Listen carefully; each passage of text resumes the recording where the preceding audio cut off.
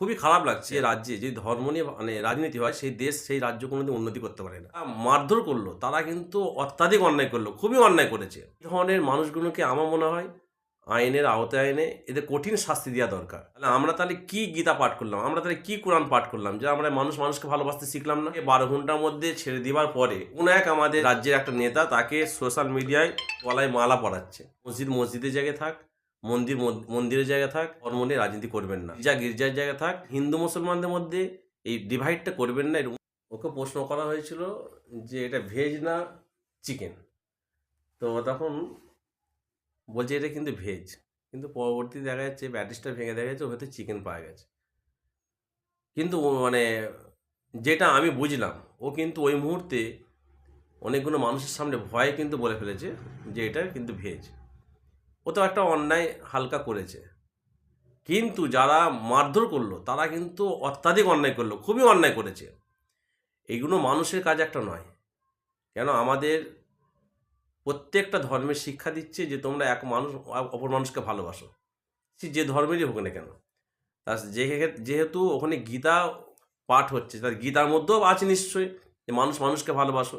আমাদের কোরআনের মধ্যে যেমন আছে মানুষকে ভালোবাসো। প্রত্যেকটা ধর্মের সংবিধানে, প্রত্যেকটা ধর্মের কিতাবে কিন্তু আছে যে মানুষকে ভালোবাসবে। তাহলে আমরা তাহলে কি গীতা পাঠ করলাম? আমরা তাহলে কি কোরআন পাঠ করলাম? যে আমরা মানুষকে ভালোবাসতে শিখলাম না? তাহলে যে মেরেছে তারা আরও বেশি অন্যায় করেছে। আর এটাও দেখলাম যে তাকে ১২ ঘন্টার মধ্যে ছেড়ে দেওয়ার পরে কোন এক আমাদের রাজ্যের একটা নেতা তাকে সোশ্যাল মিডিয়ায় সাংবাদিক একটা করে তাকে গলায় মালা পরাচ্ছে। এগুলো দেখে মানুষ তো কী শিক্ষা নেবে?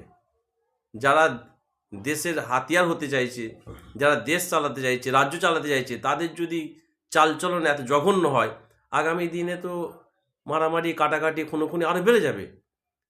এই ধরনের মানুষগুলোকে আমার মনে হয় আইনের আওতায় এনে এদের কঠিন শাস্তি দেওয়া দরকার।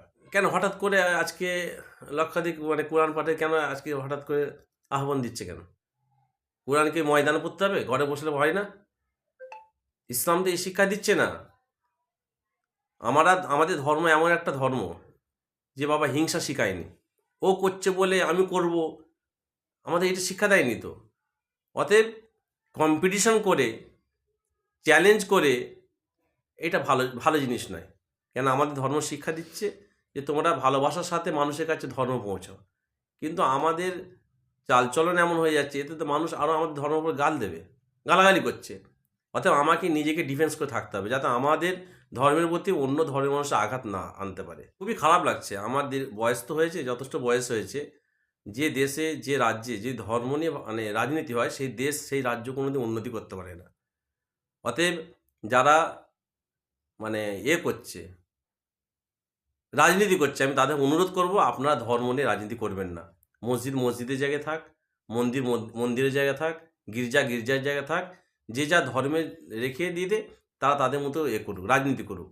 কেন হিন্দু মুসলমানদের মধ্যে এই ডিভাইডটা করবেন না, এর অনুরোধ করব। কেন আমাদের এই সুন্দর পরিবেশটা নষ্ট করছে কিছু দুষ্কৃতী, কিছু হিন্দু ঘরেরও সন্তান আছে, মুসলমান ঘরের সন্তান আছে, বিভিন্ন ধরনের কিছু সন্তান আছে, মানুষ আছে, তারা কিন্তু এই জিনিসটা সৃষ্টি করছে আজকে।